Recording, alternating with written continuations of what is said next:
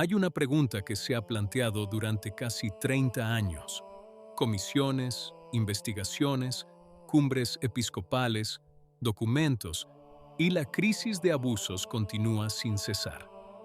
¿Por qué?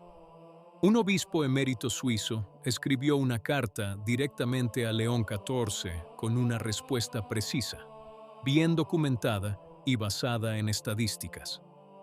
Y nadie quiere leer esa respuesta en voz alta en las sedes oficiales de la Iglesia. Al final de este video, comprenderás por qué la respuesta ya está disponible. Fue escrita por escrito por un obispo.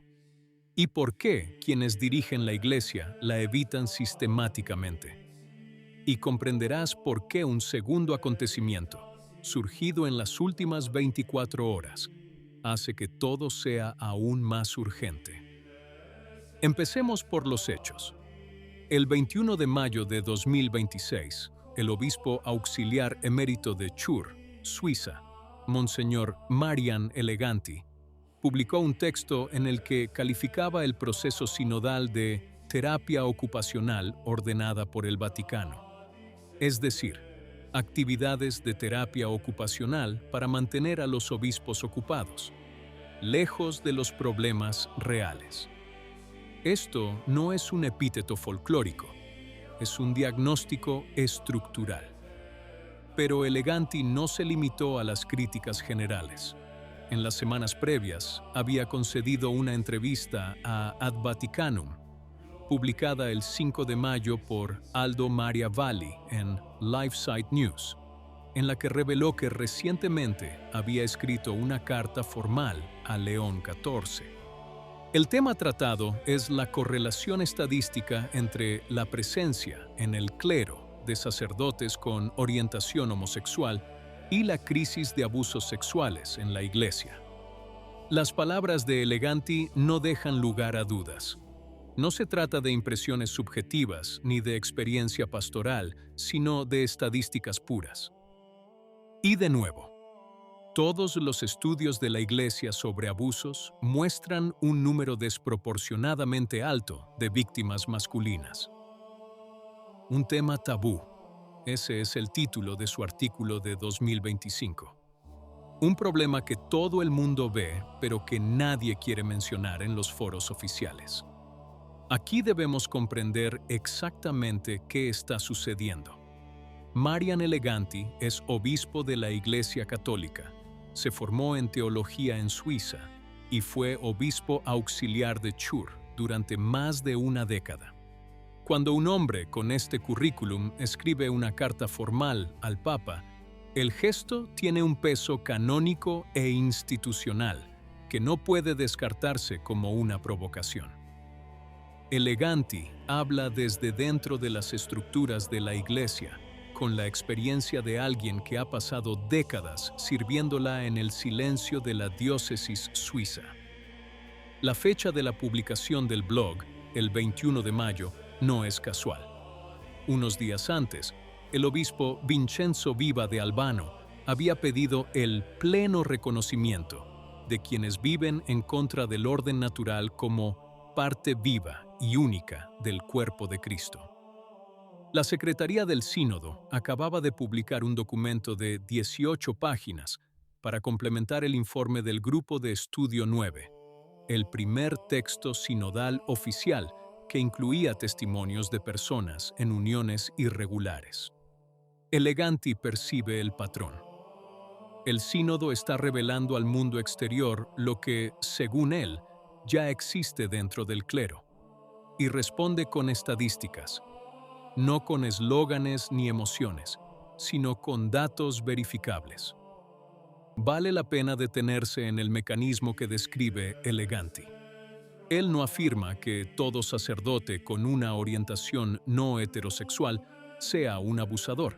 Él mismo lo aclara.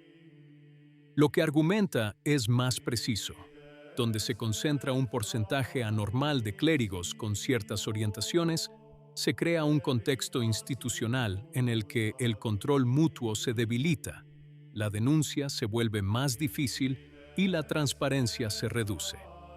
No es un problema de la persona en particular, sino un problema de la cultura interna que se forma cuando el problema se niega sistemáticamente.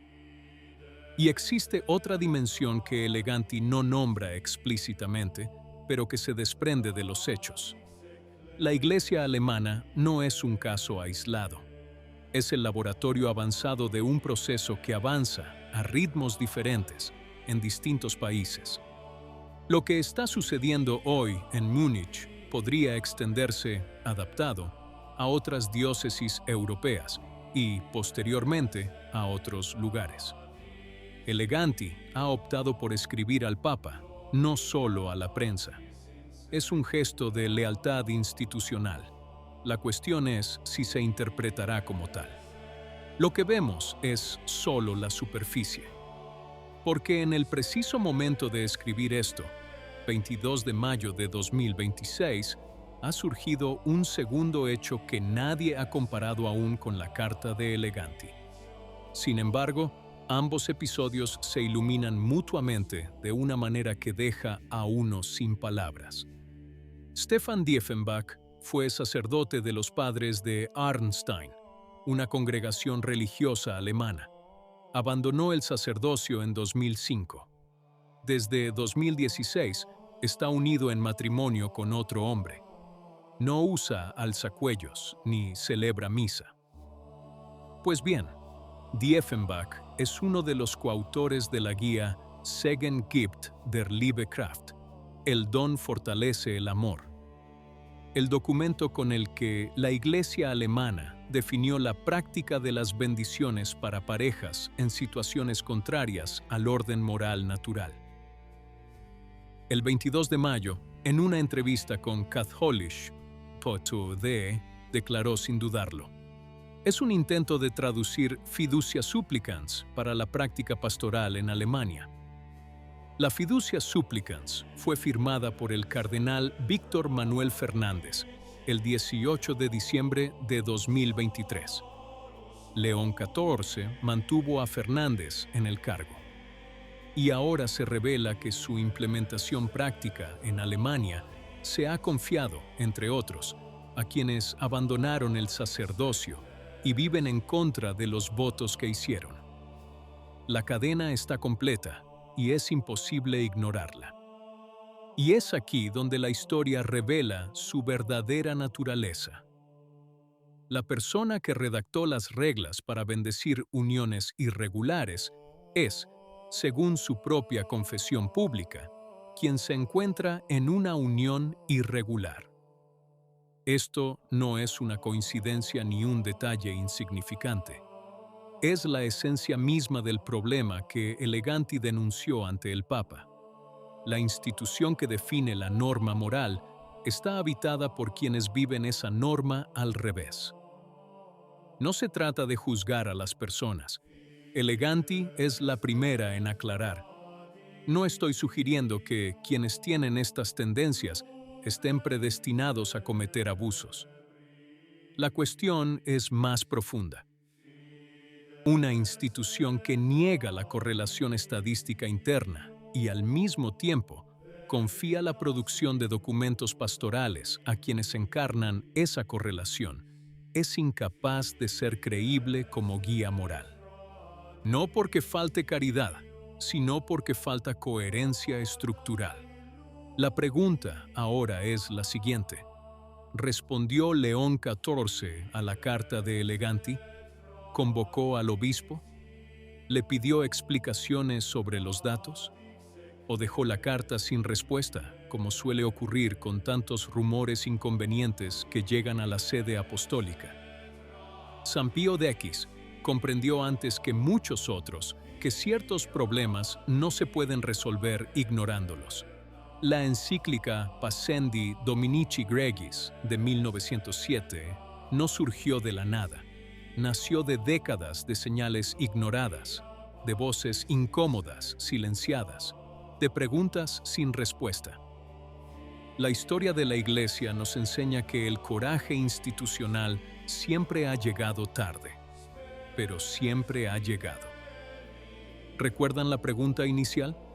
La respuesta es esta: ¿por qué no ha terminado la crisis? no porque no haya comités ni documentos. Pero ¿por qué la respuesta documentada, la que un obispo escribió directamente al Papa, ha sido recibida en silencio? La tradición no teme esta respuesta. El Concilio de Trento enseñó que la reforma de la Iglesia debe comenzar con la reforma del clero, no con la de los fieles. La solución existe, la doctrina existe, las estadísticas existen.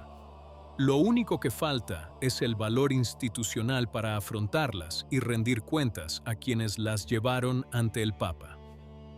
¿Qué opinas? Si te gustó el video, comenta Amén. Que Dios te bendiga.